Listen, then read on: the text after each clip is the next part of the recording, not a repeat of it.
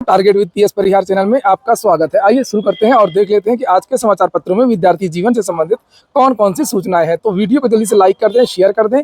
जिन छात्रों ने चैनल को अभी भी सब्सक्राइब न किया हो तो जल्दी से सब्सक्राइब कर लें ताकि आप लोगों को इसी प्रकार की ऑथेंटिक अपडेट से सबसे पहले मिलती रहे। आगे बढ़ने से पहले एक सूचना है उन विद्यार्थियों के लिए जो विद्यार्थी एलटी ग्रेड टीजीटी पीजीटी भर्ती की तैयारी कर रहे हैं। वे सभी अभ्यर्थी इस संस्थान में आकर के अपनी तैयारी पूरी कर सकते हैं, जिसका नाम है वॉरियर ऑफ इंग्लिश। यहाँ पर जिन संस्था है, जो टीचर हैं, देख सकते हैं पंकज कुमार ओझा, ये एलटी के भी टॉपर हैं, टीजीटी के भी टॉपर हैं, यूजीसी नेट क्वालिफाइड हैं। इन्होंने एक बुक भी लिखी है, स्पार्क ऑफ सक्सेस। सभी भी विषयों की आप लोग यहाँ पर प्रिपरेशन कर सकते हैं। कोड लगा दीजिएगा रैंक 1, तो आप लोगों को सभी कोर्सेज में 70% की छूट मिल जाएगी। प्रीलिम्स मेंस सभी की तैयारी करवाई जा रही है और खास तौर से यहाँ पर इंग्लिश के लिए। ये देख सकते हैं कोड के बारे में जानकारी दी गई है। और जो उत्तर प्रदेश लोक सेवा आयोग का जो सिलेबस है, जो टीजीटी पीजीटी का जो सिलेबस है, उसके हिसाब से आपकी तैयारी करवाई जा रही है। तो इस एप्लीकेशन की जो लिंक है वो मैंने डिस्क्रिप्शन बॉक्स में उपलब्ध करा दी है। आप लोग जाकर के इस ऑफर का लाभ ले सकते हैं, इसे ज्वाइन कर सकते हैं, अपनी तैयारी को आगे बढ़ा सकते हैं। ये देख सकते हैं यहाँ पर ये इनके बारे में जानकारी दी गई है। चलिए अब हम लोग बात कर लेते हैं। सबसे पहले टीजीटी पीजीटी की यहाँ पर देख सकते हैं लिखा है 4 जिलों का अधूरा अधियाचन शिक्षा निदेशालय ने लौटाया। नई शिक्षक भर्ती को लेकर के अधियाचन की प्रक्रिया चल रही है और जो जानकारी निकल करके आ रही है कि ज्यादातर जिलों ने टीजीटी पीजीटी का जो अधियाचन है शिक्षा निदेशालय भेज दिया है। शिक्षा निदेशालय से अधियाचन आएगा शिक्षा सेवा चयन आयोग। यहाँ पर लिखा है श्रावस्ती और भदोही जिले से एडेड माध्यमिक विद्यालयों के रिक्त पदों का नहीं भेजा गया विवरण। शिक्षा सेवा चयन आयोग में पिछले दिनों हुई बैठक के क्रम में शिक्षा निदेशालय जुटा रहा है रिक्त पदों का अधियाचन। तो यही सब बात इसमें लिखी हुई है। शिक्षकों की काफी कमी है, प्रधानाचार्यों के आधे से ज्यादा पद रिक्त हैं। यही देखिए यहाँ पर ये पूरे का पूरा विवरण यहाँ पर दिया गया है। हो सकता है कि साल के अंत में आप लोगों को नई भर्ती देखने को मिल जाए। और वहीं पर टीजीटी पीजीटी परीक्षा न होने से भी विद्यार्थी नाराज हैं, आंदोलन करने का ऐलान किया है। महा आंदोलन का उसको लेकर के भी जानकारी दी गई है। साथ में दोनों सचिवों को हटाने की बात की गई है और परीक्षा नियंत्रक को भी हटाने की बात की गई है, क्योंकि परीक्षा कराने की जिम्मेदारी परीक्षा नियंत्रक की होती है और परीक्षा नियंत्रक विवादित भी है। लिखा है आगे, उत्तर प्रदेश शिक्षा सेवा चयन आयोग द्वारा प्रशिक्षित स्नातक शिक्षक टीजीटी प्रवक्ता संवर्ग पीजीटी भर्ती 2022 परीक्षा के लिए तिथि 4 बार घोषित करने के बावजूद परीक्षा न कराने से प्रतियोगियों ने में निराशा और गुस्सा दोनों। नीचे लिखा है इसके अलावा विज्ञापन संख्या 51 की 910 पदों की असिस्टेंट प्रोफेसर भर्ती परीक्षा की बिना फाइनल उत्तर कुंजी जारी किए परिणाम घोषित किए जाने से आयोग की कार्यशैली पर प्रश्न उठाए गए हैं। आयोग की अध्यक्ष के इस्तीफा देने के बाद प्रतियोगी अब परीक्षा नियंत्रक देवेंद्र प्रताप सिंह को हटाने की मांग कर रहे हैं। कहना है कि इन्हें हटाने व भर्ती परीक्षाएं जल्द कराने की मांग को लेकर के प्रतियोगी बड़ा आंदोलन की तैयारी में। प्रतियोगियों की शनिवार को हुई बैठक में प्रतियोगी छात्र प्रतिनिधिमंडल के शीतल प्रसाद ओझा ने कहा कि आयोग ने लंबित भर्ती परीक्षा न करा करके प्रतियोगियों के भविष्य के साथ में खिलवाड़ किया है।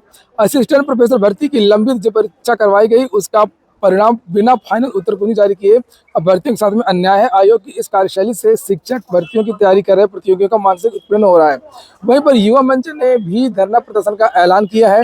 7 तारीख को प्रयागराज में बड़ा धरना प्रदर्शन है। पत्थर गिरजाघर में धरना प्रदर्शन होगा। इसमें और भी बहुत सारे मुद्दे हैं, खासतौर से एलटी ग्रेड शिक्षक भर्ती को लेकर के मुद्दा रखा गया है। एलटी ग्रेड में जो प्री और मेंस करवाया गया है तो उसमें मेंस को ऑब्जेक्टिव करने की विद्यार्थी मांग कर रहे हैं।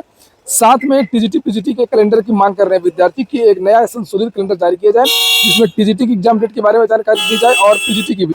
अगली जो सूचना है वो एसएससी की है। एसएससी में इस बीच में बहुत सारे आंदोलन हुए, धरना प्रदर्शन हुए और उसका कुछ असर दिखने लगा है। आप लोग वीडियो को लास्ट तक जरूर देखिएगा, सारी सूचना महत्वपूर्ण। वीडियो केवल 10 मिनट का ही होगा।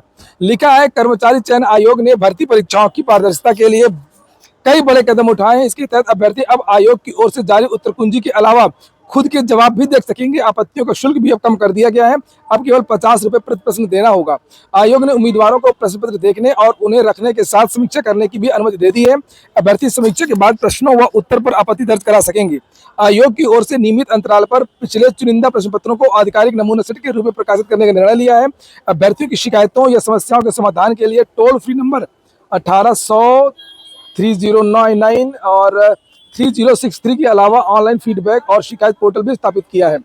वहीं पर उत्तर प्रदेश लोक सेवा आयोग की जो पीसीएस की परीक्षा होने जा रही है उसमें बहुत सारे विद्यार्थियों के एडमिट कार्ड जो जारी नहीं हुए उसको लेकर के भी एक प्रेस विज्ञप्ति जारी की गई है लोक सेवा आयोग की तरफ से। उसके बारे में भी जानकारी दी गई है। लिखा है कि जिन विद्यार्थियों के एडमिट कार्ड नहीं आए हैं वे सभी विद्यार्थी दिन में 10 से 3 बजे तक आयोग के गेट संख्या 3 पर काउंटर पर संपर्क करें। आयोग ने सम्मिलित राज्य प्रवर्तन अधीनस्थ सेवा सहायक वन संरक्षक क्षेत्रीय वन अधिकारी सेवा परीक्षा 2025 के एडमिट कार्ड जारी कर दिए हैं। और ये विद्यार्थी जो अपना इन्होंने आवेदन किया, फीस वगैरह जमा की है, सारे प्रपत्र लेकर के ये पहुंच जाए। लिखा 6 से लेकर के 8 तारीख तक। ये देखिए, ये प्रेस विज्ञप्ति लोक सेवा आयोग की तरफ से जारी की गई है। वहीं पर जो ओम प्रकाश राजभर ने आरक्षण को लेकर के एक पत्र लिखा था, ये कहा था कि ओबीसी आरक्षण को 3 भागों में बांटा जाए, उसको लेकर के इनका एक बयान है। लिखा 15 दिन बाद जनता को बताऊंगा राजनीतिक दलों की मंशा क्या है।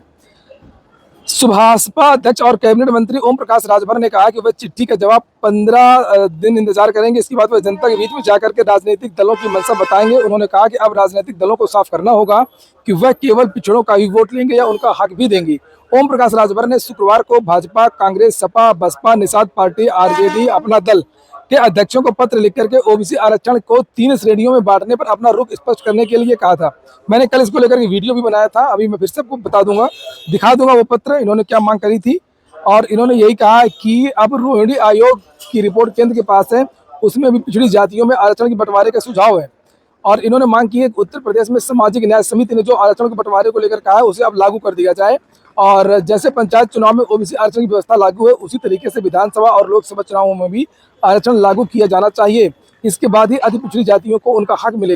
ओम प्रकाश राजभर ने जो पत्र लिखा था वो ये है, जिसे आप लोग यहाँ पर देख सकते हैं। और ये पत्र में इन्होंने कहा था कि पिछड़ा वर्ग को दिए जाने वाला आरक्षण जो 27% है, उसमें पिछड़ा वर्ग को 7%, अति पिछड़ा वर्ग को 9% और सर्वाधिक पिछड़ा वर्ग को 11% आरक्षण का लाभ दिया जाए। और ये पत्र इन्होंने बहुत सारे लोगों को भेजा था, जैसे बीजेपी के राष्ट्रीय अध्यक्ष को भेजा था, कांग्रेस को भेजा, इन्होंने लालू प्रसाद यादव की पार्टी को भेजा, अखिलेश यादव को भेजा, मायावती जी की पार्टी को भेजा, संजय निषाद की पार्टी को भेजा, और भी बहुत सारे लोगों को पत्र भेजा है। एक दुखद सूचना है फर्रुखाबाद की। लिखा कोचिंग सेंटर के बेसमेंट में धमाका, 2 छात्रों की मौत हो गई है। बहुत दुखद है। और शहर में कोचिंग सेंटर के बेसमेंट में हुए जोरदार विस्फोट में 2 छात्रों की मौत हो गई, 7 विद्यार्थी घायल हैं, जिनमें एक छात्रा है।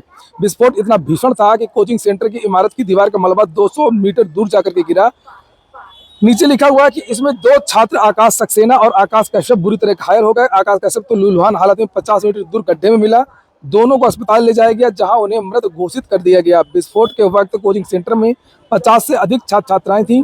7 घायलों को अस्पताल में भर्ती कराया गया है, एक गंभीर घायल को कानपुर रेफर कर दिया गया है। तो जांच शुरू है, देखा जा रहा है क्या है क्या नहीं है, लेकिन बताया जा रहा है कि इसमें मीथेन गैस का विस्फोट हुआ है।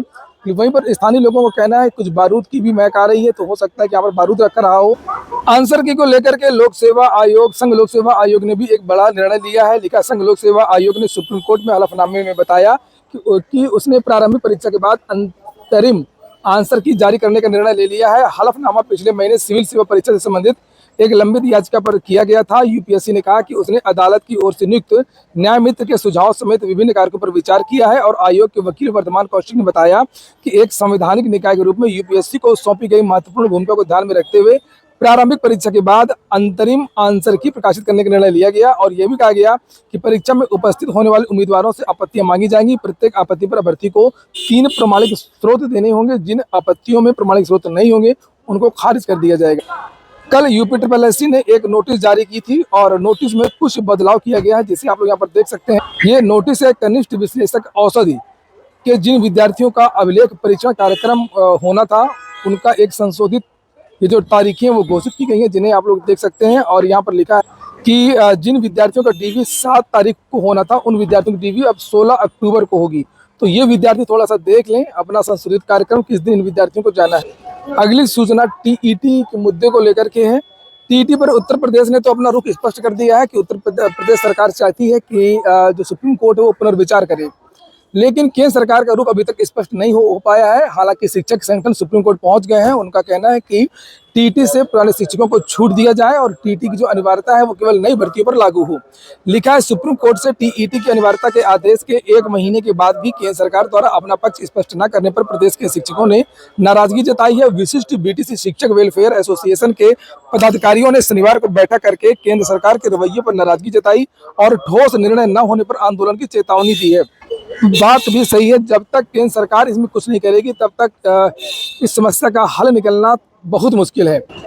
पीएम मोदी की एक घोषणा हुई है, शिक्षा रोजगार के लिए खोला खजाना। लिखा है केंद्र सरकार ने शनिवार को शिक्षा और रोजगार के लिए खजाना खोल दिया है और इसके लिए प्रधानमंत्री नरेंद्र मोदी ने सेतु योजना की शुरुआत की है और इस योजना के तहत 60,000 करोड़ के निवेश से 1,000 आईटीआई को अपग्रेड किया जाएगा।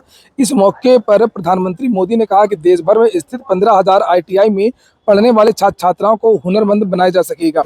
तो ठीक है दोस्तों, ये हो गया आज का वीडियो। पूरा वीडियो सुनने के लिए बहुत बहुत धन्यवाद।